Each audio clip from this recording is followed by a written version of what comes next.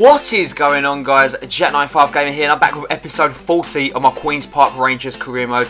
And the episode kicks off here with Kyle Ebersilio asking to discuss wages, and Pierre-Emile Højbjerg saying he was hoping he could be playing in the squad for this upcoming game against Everton. Before we get to the first game of the episode, guys, it would be great if you could smash that like button and really show your appreciation.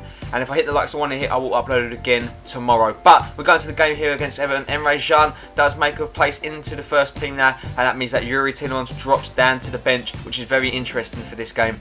Everton, last season when we played them, were a fantastic side to cope against, and we had some blockbuster games here. At Loftus Road particularly, it was a really good game. I believe the score was 4-3, and I think the score at Goodison Park was 3-2 to us, so we got the double over Everton, but it was really hard work against this side. But here's their team they're going with now: Ross Barkley, Samuel Romelu Lukaku, not even on the bench there, so he's missing. And you know, that is a weakened Everton side in my opinion. Eto'o is getting a little bit older here, but it will be Everton to get the first attack on the ball here as Eto'o picks it up, plays it into McCarthy. McCarthy with the first time shot, but that's safe into the hands of Safet. Here comes Emre Can though onto the ball now. Great bit of plays, gets away from his man and plays in Mohamed Salah, advancing down the right hand side, cuts inside of his man there. He's got a clear shot at goal, guys, but he couldn't put it into the back of there, and it does get cleared away. Everyone coming to attack now with Dyer, and they find McCarthy, who does find Garbett, but it gets cleared away only as far as McGeady, who finds Eto'o, who gets the first time shot away, but unfortunately cannot find the back of net or even the target on that occasion. 36 minutes in now, Sandro picks up the ball here, trying to get Everton, give them some stress now defensively, worrying, and that shot from Vargas is way off target there and over the bar. Everton do win the corner though in the closing stages of the first half here, and it is McGeady that plays the short ball into Samuel Eto'o, who puts the ball in to Besic, who wins his header, but that goes way over the bar there and wide. Before the half does end though, they will get another chance as Oviedo plays in McCarthy. Everton dominating the end of this first half here. Oviedo with the first time ball in, does find Eto'o, but again his header is misplaced, and on another day that really could have caused us some trouble. But Durm goes down injured from a challenge there, and he has to be subbed off. I do believe we bring on actually we bring on, I believe, Rekic. So yeah, that's going to be interesting to see how that one ends. Actually not even Rekic, I think it is John Brooks actually that comes on. But Vargas onto the ball now, gets away from his man, gets his shot away, but that is a fantastic save there from the goalkeeper. We do bring on Yuri Tillemans and Pierre-Emile Højbjerg, who said he wants to play in this game, so I'm going to give him a chance to prove himself and see if we can get us a result here against Everton. Vargas really hasn't been up to his normal self there, or his standard of football, but that would be how the game finishes, guys. Nothing really happened, them changes were irrelevant. The game finished at 0-0, a point share between the two sides, and it was a very boring game. Everton dominating the possession front, and we need to come out in the next game stronger, and I believe we do have Crystal Palace coming up, so that's going to be an interesting game. Suffolk picks up the man of the match with a 7.6. Like I said, that's a boring game there, only 7.6 match rating. We need to be picking up better results than that one, in my honest opinion there.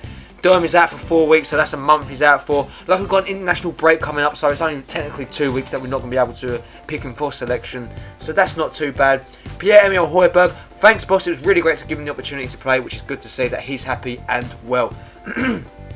Moving on though, we've got to move on now into the next game. It is against Crystal Palace. It's going to be a great game, but Stephen Corker comes through into the office and gives us it all clear that he is good to play. He's been cleared by the senior team or the medical team that he can play, and that is really good to see. You know, I think he's a really good player, and I can't wait to get him back into the side. I know we've missed him defensively, I think.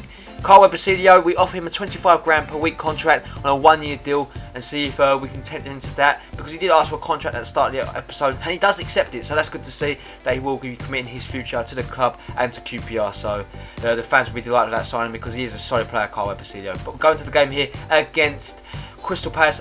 Vargas on the bench as Benu Mazak and Podolski start up front. Coleman playing in that tip of the diamond. We've got Tillemans, Bentaleb and Ebersilio playing. Corker comes in, he's a little bit injured, but hopefully he can have a good game for us in this one.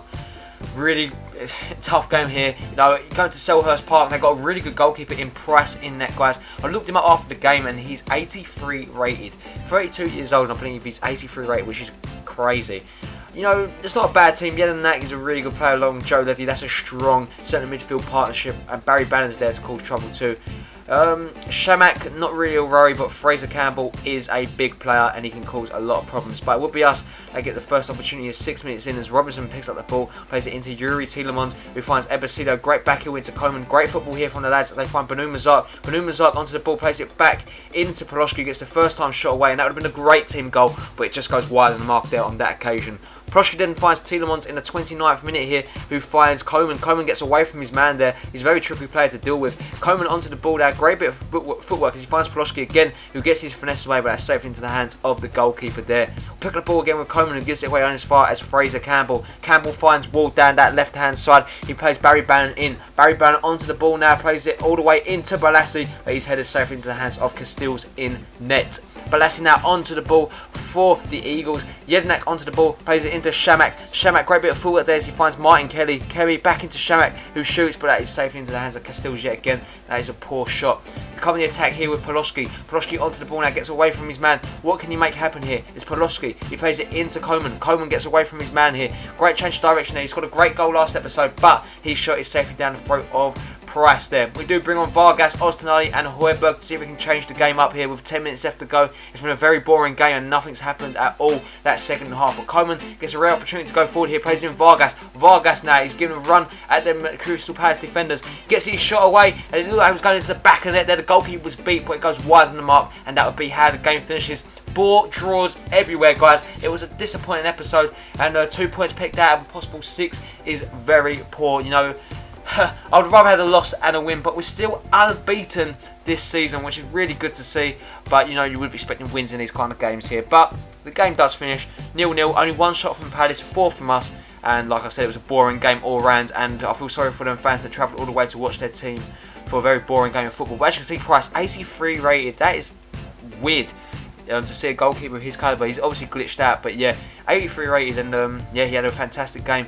75 rated to 94. There's our youth players. We're going to sign them, Robbie Desers and David Pereira, to see how they do at the club. It'll be interesting to see them obviously do well for the club there. So they look really good players, and I can't wait to call them up to the first team. But guys, that will bring an end to this episode. The cap is close to 5 in the BPL table. Manchester United breathing down our throats.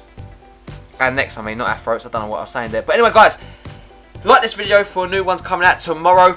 If you're new around here, as always, hit that subscribe button. If you're enjoying the content, then why not? And have a really nice day, guys, and I'll catch you in the next one. Peace.